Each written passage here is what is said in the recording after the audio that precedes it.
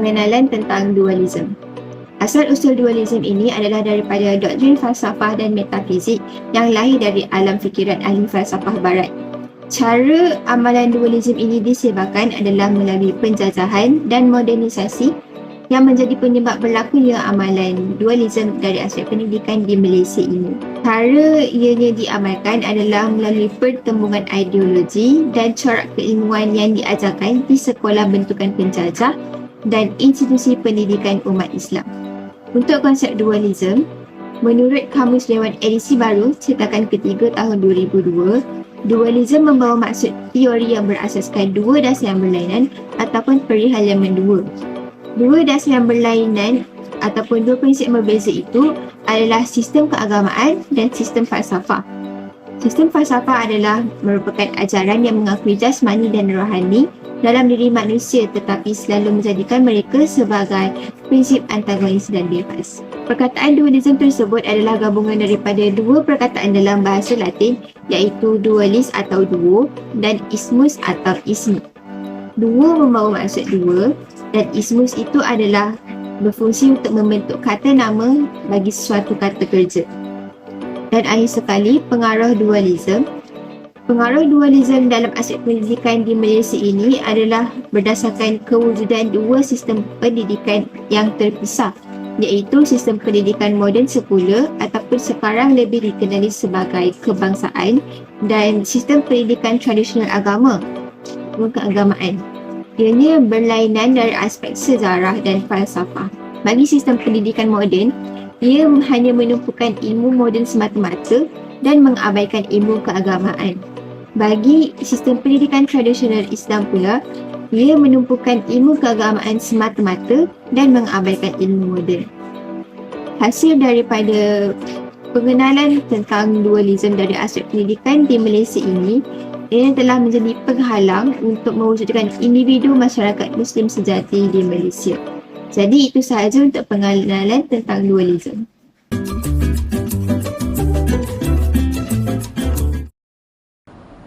Seterusnya saya akan menerangkan dualisme dalam pendidikan.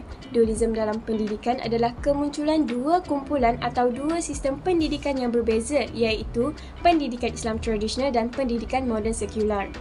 Perbezaan antara pendidikan Islam tradisional dan pendidikan moden sekular adalah yang pertama kita lihat daripada segi ahli-ahli. Untuk pendidikan Islam tradisional, ahli-ahli mereka terdiri daripada ulama dan pakar dalam bidang agama. Manakala pendidikan moden sekular terdiri daripada profesional, teknokrat dan pakar. Perbezaan yang kedua yang kita dapat lihat adalah bagi pendidikan Islam tradisional, mereka lebih taksub ataupun taklid kepada tradisi Islam. Mereka menerima tradisi Islam secara membuta tuli. Seterusnya, mereka mengambil peduli tentang keduniaan tetapi tidak seiring dengan perkembangan teknologi dan kajian-kajian saintifik moden. Sebagai contoh, mereka mengharamkan penggunaan vaksin yang mengandungi DNA babi. Akhir sekali, mereka tidak memberi tindak balas yang kritikal dan kreatif terhadap isu semasa. Mereka terlalu terikat dengan keagamaan, sedangkan agama Islam adalah agama yang bertolak ansur. Seterusnya, bagi pendidikan sekular moden, mereka memberi pengiktirafan kepada perkembangan saintifik barat dan falsafah tetapi tidak menghargai legasi Islam dan identiti Islam mereka sendiri. Yang terakhir adalah Al-Faruqi 1982 telah mengklasifikasikan dualisme pendidikan ini kepada dua iaitu sains keagamaan Al-Ulum Al-Diniyah untuk pendidikan Islam tradisional dan sains keduniaan Al-Ulum Al-Dunyawiyah untuk pendidikan sekular moden. Beliau juga mengklasifikasikan perbezaan sistem tersebut kepada wahyu dan akal yang bermaksud membezakan pemikiran dan tindakan serta mengasingkan keduniaan dan agama.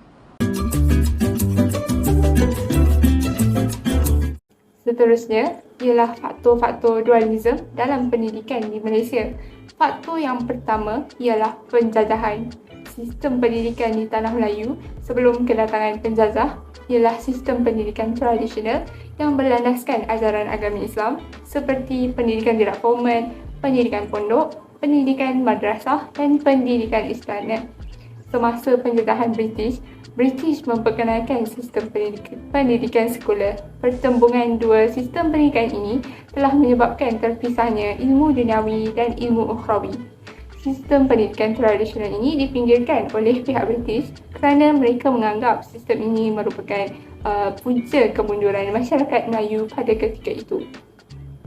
Seterusnya, penekanan pendidikan moden atau sekular dalam sistem pendidikan. Pada masa ini, pengaruh dualisme ini masih berlaku dalam sistem pendidikan di Malaysia. Dualisme ini bukan sahaja memisahkan ilmu moden dan ilmu agama, malah menyebabkan manusia meninggalkan peranan agama dan Tuhan dari sebarang urusan kehidupan mereka. Pelajaran ibu bapa lebih mengutamakan pendidikan moden kerana mereka menganggap melalui penekanan pendidikan moden ini mampu menjamin masa hadapan dan kerjaya mereka. Namun, tanpa penghayatan pendidikan Islam yang seimbang dengan pendidikan moden, masyarakat Islam tidak dapat melahirkan cendekiawan yang bersafsiah tinggi dan mempunyai ilmu yang bersepadu. Faktor yang ketiga ialah kurang penekanan konsep kurikulum pendidikan bersepadu. Kurikulum bersepadu yang telah diperkenalkan ini merupakan sistem pendidikan yang menyeimbangkan ilmu moden dan ilmu agama. Namun, pendidikan di sekolah hanya mementingkan pembelajaran untuk mencapai kecemerlangan dalam peperiksaan, tetapi kurang penerapan dan penghayatan ilmu agama. Dengan ini dapat dilihat bahawa sistem pendidikan kini masih cenderung ke arah barat. Ini menyebabkan corak pemikiran dan pandangan cara hidup pelajar hari ini masih terpengaruh dengan ideologi barat. Hal ini demikian tidak selaras dengan falsafah pendidikan kebangsaan yang ingin melahirkan insan yang seimbang dari segi jasmani, emosi, rohani dan intelek. Saya akan membentangkan kesan dan implikasi dualisme. Kesan yang pertama ialah kehilangan nilai identiti budaya sendiri dan menggalakkan amalan budaya barat. Sistem pendidikan yang dibawa oleh budaya barat mempunyai sifat dualisme, iaitu pendidikan agama dan pendidikan moden telah dipisahkan. Dasar pendidikan yang telah dibawa oleh budaya barat, iaitu penjajah ke dalam negara kita sejak dahulu, menjadi sebati dalam kehidupan normal masyarakat kini. Agenda dan propaganda barat ini telah dipraktikkan di negara barat dan dia telah memonopoli fikiran para pelajar dan mendatangkan pemikiran yang liberal, iaitu mereka bebas melakukan apa sahaja yang mereka inginkan. Kita juga tahu bahawa pendidikan yang dibawa oleh budaya barat ini melahirkan individu yang bercanggah dengan konsep falsafah pendidikan negara dan ilmu keagamaan. Jadi amalan budaya barat ini telah dipraktikkan dan menjadi sebati dalam kehidupan masyarakat Islam zaman kini. Jadi nilai budaya kita semakin lama semakin dilupakan dan budaya barat menjadi kehidupan yang normal dalam hidup kita. Kesan yang kedua ialah taksub dengan kemajuan teknologi lalu terdedah dengan kancah negatif. Tahap pendidikan moden yang tinggi melahirkan modal insan yang jelek IT. Tetapi modal pendidikan yang dibawa oleh budaya barat itu telah menyumbang kepada kesan negatif terhadap pelajar, iaitu bentuk pelajaran yang membawa kepada satu fahaman yang material dan juga lahirnya individu yang bijaksana tetapi kosong dalam jiwanya. Ianya telah menyebabkan individu itu terlalu obses untuk mendominasikan pembangunan negara dengan menggunakan ilmu kemodenan mereka, tetapi tak mengabaikan ilmu agama dan batas-batas dalam ilmu keagamaan. Kesan yang ketiga ialah kefahaman dan pemikiran yang bercanggah akibat jurang dalam sistem pendidikan. Ini adalah pemisah yang kedua dalam bentuk pendidikan moden dan keagamaan yang telah melahirkan dua jenis kelompok, iaitu kelompok yang menganjungi kerendahan dan kelompok yang menganjungi keagamaan.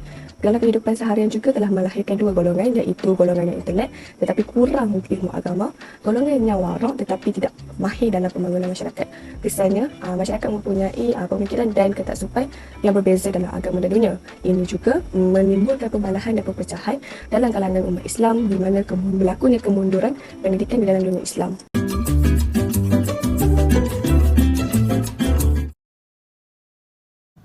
Saya akan membincangkan 3 contoh cabaran dualisme dalam pendidikan terhadap masyarakat Islam di Malaysia. Cabaran yang pertama adalah untuk memantapkan jati diri umat Islam pada pegangan agama. jati diri umat Islam kini terhadap pegangan agama semakin goyah. Hal ini kerana dualisme telah mempengaruhi pembangunan moral, agama dan kerohanian individu di samping umat Islam kini terhimpit dengan falsafah pembangunan sekular dan hedonisme. Rata-rata anak muda kini lebih gemar menimba ilmu kebaratan dan kurang mendalami ilmu agama. Ini kerana generasi kini terlalu taksub dengan hal duniawi yang dipaparkan di media massa. Sedikit sebanyak ia telah mengurangkan jati diri umat Islam terhadap pegangan agama itu sendiri. Cabaran seterusnya adalah proses de-Islamisasi dalam masyarakat Islam.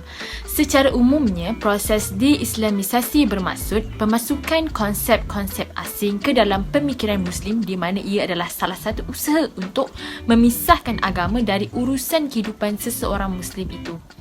Dan kini, proses ini sedang giat berjalan di negara-negara Islam. Penyerapan idea-idea barat ke dalam pemikiran umat Islam telah mempengaruhi kewarasan akal individu tersebut. Islam itu sendiri tidak pernah menganjurkan pemisihan antara agama dengan aspek-aspek kehidupan. Hal ini kerana pandangan kehidupan umat Islam itu sewajarnya berpandukan Al-Quran dan As-Sunnah. Cabaran yang terakhir dalam sistem pendidikan negara yang bercorak dualisme. Pengasingan antara ilmu agama dan sekular di dalam sistem pendidikan negara telah membimbangkan sebahagian para ilmuwan dan cendekiawan agama tentang impak negatif dari sistem dualisme ini terhadap generasi muda kini dan akan datang. Hal ini kerana pendidikan sekular atau barat ini hanya maju secara lahiriah, tetapi pada hakikatnya ia tidak membuahkan ketenangan rohani lantaran pendidikan tersebut hanya berorientasi pada perlembagaan yang bersifat kuantitatif. Sebagai contoh, ia hanya mementingkan daya intelek dalam penguasaan ilmu akademik sahaja tanpa menerapkan ilmu agama itu sendiri. Tetapi, ia berbeza dari segi pendidikan Islam di mana agama mestilah diterapkan dalam segenap aspek ilmu dan kehidupan seharian seseorang Muslim tersebut. Hal ini kerana Islam sangat menitik beratkan tentang hal-hal sama ada duniawi dan ukhrawi dalam setiap diri seseorang Muslim tersebut. Kesimpulannya, dualisme dalam pendidikan di Malaysia merupakan satu cabaran bagi umat Islam dan perlu dipandang serius. Jika isu ini tidak dapat dibendung, generasi muda akan terpengaruh dengan ideologi barat dan umat Islam akan berada dalam kemunduran kerana tiada kesepaduan dalam ilmu moden dan ilmu agama. Oleh itu, keseimbangan ilmu dunia dan ilmu agama adalah sangat penting untuk melahirkan generasi Islam yang akan datang yang mempunyai sasiah diri cemerlang dan yang mempunyai ilmu yang bersepadu.